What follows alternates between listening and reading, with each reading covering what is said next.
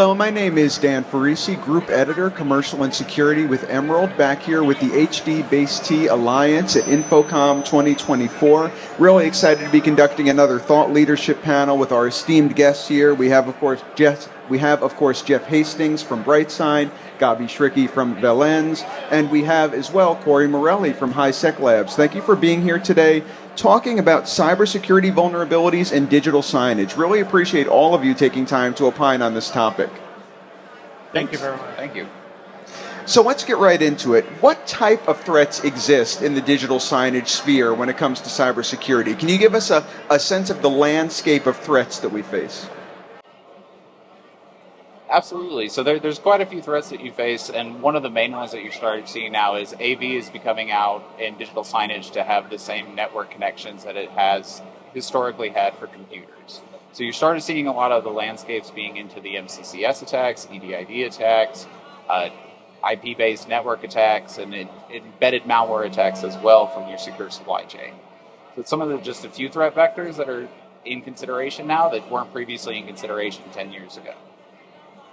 Yeah, I guess I would look at it as pretty much anything that's happening in the world of cyber attacks is now applying to digital signage. And I think historically, people have thought about digital signage as like, oh, people aren't going to attack that. And actually, it's quite the opposite. I mean, the attacks in digital signage, people from the hacker perspective are pretty excited because they get notoriety for it. All of a sudden, you can turn a big billboard into something. You can actually affect a lot of people and very negative. So I think what's starting to happen is people are realizing like these are all network devices and all the standard network attacks that are out there can be applied to digital signage. Exactly. I think that the whole purpose of signage is to influence and bring the information to the users, the spectators, and once we have someone hacking that and putting the wrong information, that will have a severe impact. So definitely important. So given the potential severe impact that you mentioned, Gabi, and the threat landscape that we face, in terms of hardware installation, in terms of device authentication, what are some best practices that we should be aware of, that integrators should be aware of, to try to mitigate the risk? I mean, I'm sure we can't eliminate it altogether, but how can we significantly mitigate the risk? All right, so ideally, if you could, we would have done it only with HD-Base-T, so there is no way to penetrate it from the outside world, right? We are a point-to-point, no network access, no vulnerability in terms of someone trying to hack it. So if you have an installation that is small enough that can be done with HD-Base-T, you are all set. But some of the installation requires to be part of a larger network. And this is where Jeff and Colin here should weigh in. Absolutely. Yeah, and I think from BrightSign's perspective, what we really focus on is the device itself. So, like the HighSec folks that, they're really focused on a lot of networking, how to get a secure network transmission into our box. We then take the content, secure it on the player, and then make sure that we have security going out. Now, most of our connections are HDMI, but we feed into HD-Base-T. Most of the time, it's HDCP connected, so we have security on the output side, allowing them to keep it encrypted. We also very much focus on the device itself.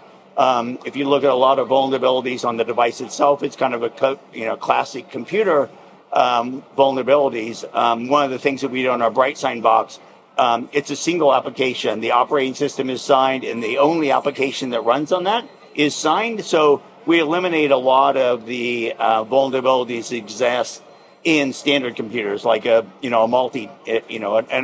operating system that can run any application, like Windows and Android. Anything that allows multiple applications is an attack vector to get another application running on it. With our device, it only runs our application. So we can have content, we can take encrypted content down, but only our application runs on the device, which makes it incredibly secure because you can't get any malware on it. There's nowhere to get malware on it because everything's encrypted. We only run the signed versions of our application. So keeping the box super secure has been what we've been focused on for a long time. And then we rely on other ecosystem partners like the networking side, like the distribution side of the video to keep it secure after that. Cory, best practices? Yeah, absolutely. So one of the best practices that you can do is actually unidirectional data flow. So you don't have two-way communications between endpoints and networks, and then network segmentation, right? So you keep your systems separate. And most of what HighSecLabs does is secure unidirectional data flow via optical data diodes, which is typically controlled under an NSA standard, and it's TAA/BAA compliance. So another thing that you're going to do is securing your supply chain. Right, so you trust your hardware manufacturers, you trust the vendors that you use, like HDBaseT, like Valens, like BrightSign.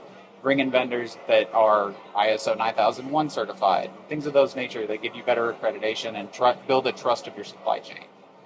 Right. I think that important is that if you're an integrator out there that looks to do that, look for a credible vendor. Look for someone who knows the guts of these things. So don't buy off-the-shelf product and hope for the best. Make sure you choose the right vendors. Yeah, we see a lot of that. People sourcing stuff, whether it's, especially in the media player market, we just went and bought a cheap Android device from China. It's like, you have no idea clearly no idea what was inside that box. And they deploy them, and then, they have security vulnerabilities, and they wonder why. It's very simple, because you to your point, you want to know your supply chain, you want to know your vendors, and you want to make sure that the product that you're actually acquiring is not going to be vulnerable. And if you buy stuff, you can go to Alibaba and buy a player for $49. Well, you're going to get a $49 experience. Yeah, it's also going to have embedded memory controllers nowadays, which is not something that we saw in the past. It used to be double EEPROM. Now things actually have a lot more memory capacity, and so you can send, if you're not using one-way data flow, you can send back commands from the display itself to start logging in the EDID data, and can transmit out what you're seeing on the screen to a remote user, and they can send information back so you can hack the system that it's connected to. So there's a lot of security that's coming out that is going to be necessary to truly secure digital signage.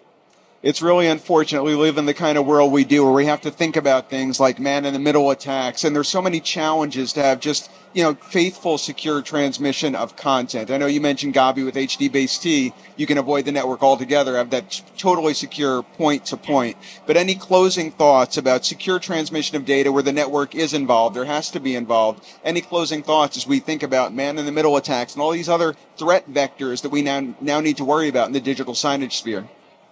Well, one of the things that we do is, like I said, we rely on ecosystem partners to get the data to the box. But even once you get that transmission, if, the man-in-the-middle attack can actually take that data and, potentially the content could be morphed in the middle, right? You not know that. So using the secure transmission is important. What we also do is work with folks to make sure it's encrypted on the front end, it's securely transmitted, it's encrypted at rest on our player, and then we will actually use encryption methods to validate that content is actually the content that was set down. So having it encrypted throughout the process and encrypted at rest, and then we basically use the same encryption, the decryption algorithm on the box to make sure that it actually does match what was sent. So there's a lot of places it can happen, but you can attack content kind of anywhere these days. All right. I think that people need to put security from the get-go, from the inception point of this project. Don't look at it as an afterthought. So when you build a signage solution, either it's a Google campus or one single video wall in a large venue, you need to think about it in advance and have the proper people review the vulnerabilities and make sure you have the right solution for that. When you can influence, minimize the number of points that someone can get in and focus on where there should be a gateway to the world and make sure that one is safe. Any closing thoughts, Cory? Yeah, so in addition to what Jeff's talking about in the encryption, where you have your typical AES 256 or 8021X for your encryption standards, what you can do on the other end is take a double EEPROM, and then you can actually emulate your data. So you can have an emulator inside of there, which is where our products kind of come in to help have an extra layer of added security so that it's truly never connected. In the event that you do have network segment, you have to segment your network. So your IP-based are not connected to your home network. So if they hack your AV network still has your encryption on the other end from that side, and it also has an embedded memory controller that's emulating. So you don't actually have that layer of security that isn't there, right? So you're never actually connected when they do get into things that may be vulnerable. Well, thank you so much, Cory Morelli from HighSecLabs, Gabi Shriki from Valens, and Jeff Hastings from BrightSign for joining me today, talking about these challenges in cybersecurity related to digital signage, but also some potential solutions.